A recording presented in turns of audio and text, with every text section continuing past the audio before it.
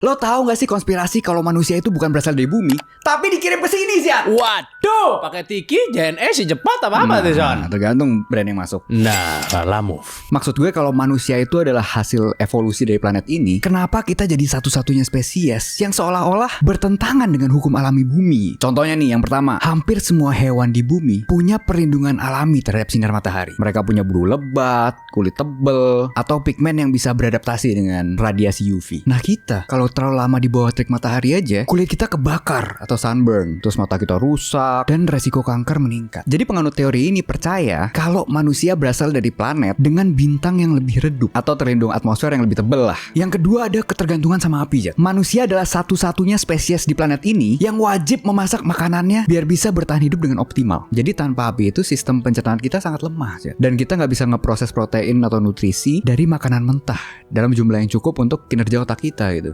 Otak kita kan butuh energi yang sangat besar kan. Jangan-jangan manusia itu dirancang di lingkungan di mana teknologi pemrosesan makanan atau processed food udah tersedia sejak awal. Yang selanjutnya ada sakit punggung atau back pain. Gue sampai udah capek dengar keluhan ente tentang ini ya. Jadi tulang belakang kita, lutut, dan sendi sering bermasalah seiring bertambahnya usia. Nah, menurut penganut teori ini, tubuh kita tidak dirancang untuk gravitasi bumi. Kalau aja manusia berasal dari planet dengan gravitasi yang lebih rendah, struktur tulang kita pasti akan baik-baik aja. Terus yang selanjutnya, manusia memiliki proses melahirkan yang paling menyakitkan dan berbahaya dibanding spesies mamalia lain. Jadi bayi manusia itu punya kepala yang besar, tapi pinggul wanita relatif sempit. Yang kemungkinan juga karena berjalannya tegak, yang gravitasi tadi. Nah, menurut penganut konspirasi ini, dalam dunia biologi itu, evolusi kan harusnya memperbaiki cacat desain yang membahayakan kelangsungan hidup spesiesnya. Tapi manusia kok tetap aja kejebak sama proses kelahiran yang beresiko tinggi ini gitu. Anggapannya sebelum ada teknologi modern kayak sekarang, proses melahirkan itu salah satu penyebab kematian tertinggi di dunia. Yang selanjutnya ada alergi dan sistem imun. Manusia itu kan punya list alergi yang super panjang ya kan. Mulai dari makanan, serbuk sari, bulu hewan, debu ya kan. Masa kita punya reaksi yang berlebihan sama lingkungan kita sendiri? Jadi menurut penganut teori ini, sistem imun kita itu terlalu reaktif karena kita sedang bertarung dengan lingkungan yang asing ya. Terus selanjutnya, hampir setiap spesies hewan di bumi hidup dalam keseimbangan dengan ekosistemnya. Mereka nggak menghancurkan habitat mereka sendiri lah. Nah, manusia adalah satu-satunya spesies yang secara aktif merusak lingkungannya sendiri ya. Gampangnya gini, anggap tiba-tiba lebah punah dari bumi. Sudah pasti seluruh pertanian bumi hancur kan. Bisa musnah langsung peradaban manusia. Tapi kalau manusia yang punah, ya bumi masih aman-aman aja.